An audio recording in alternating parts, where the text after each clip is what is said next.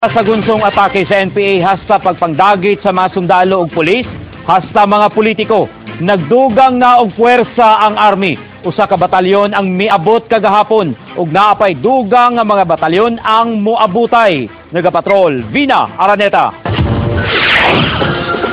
Midunggo sa Iho Port sa Tagum City ang landing ship tank sa Navy nga BRP Bacolod nga gisakyan sa 524 ka mga sundalo sa 71st Infantry Kaibigan Battalion gikan Nueva Ecija. Mainiton silang gisugat sa 10th Infantry Division. Idestino sila sa Maco, Compostela Valley ug ipaubo sa 101st Brigade. Sila ang unang batch sa dugang puwersa nga mugukod sa mga rebelding NPA. So kasi ang trabaho namin, maski saan, talaga ginagampanan namin. Layunin po ng batalyon ay nandito sa lalawigan ng Davao para sa kapayapaan.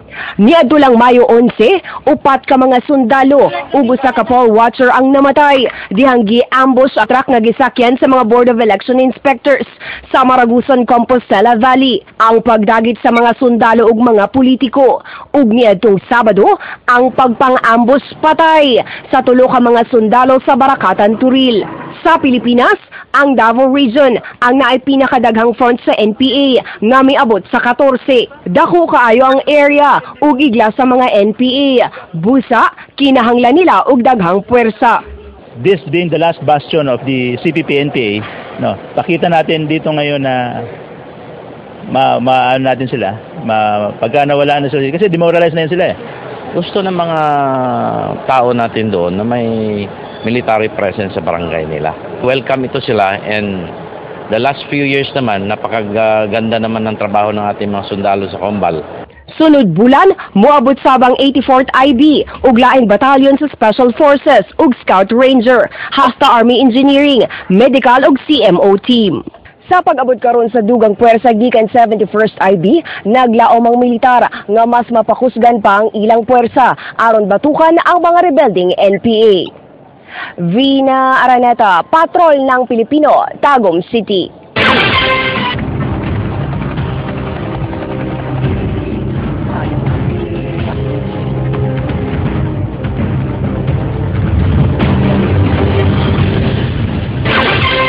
Agresibo na ang mga sundalo sa mga operasyon kontra New People's Army. Sukad na ngabot ang dugang puwersa sa 10th ID.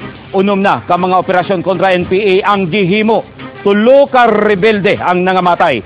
Kagahapon ang ikaduhang enkwentro sa 71st Infantry Battalion nga duha ka semana pa lang nga miabot. Nagapatrol, Vina Araneta.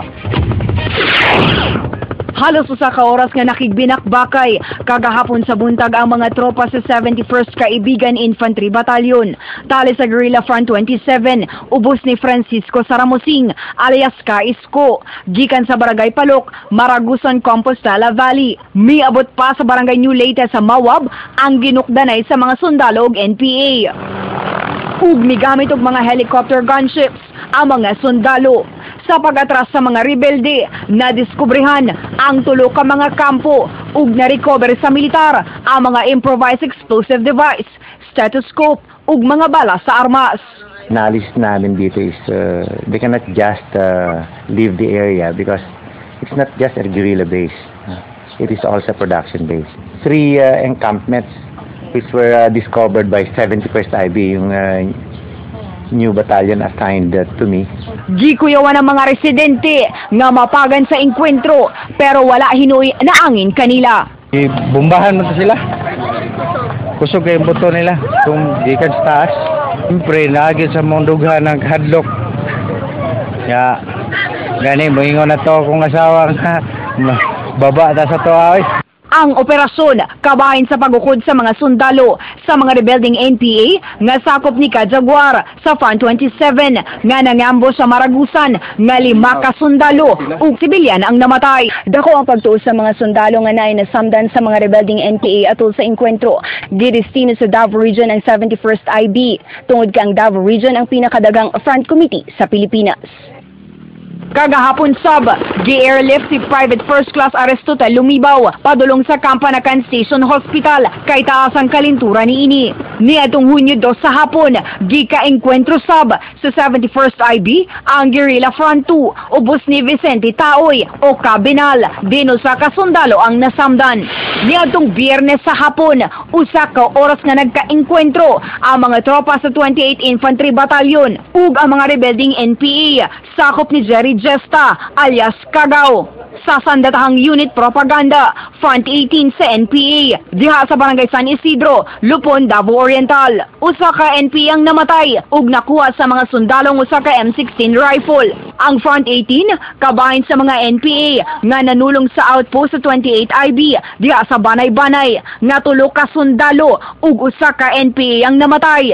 Sukad nagdugang og pwersa ang 10th ID.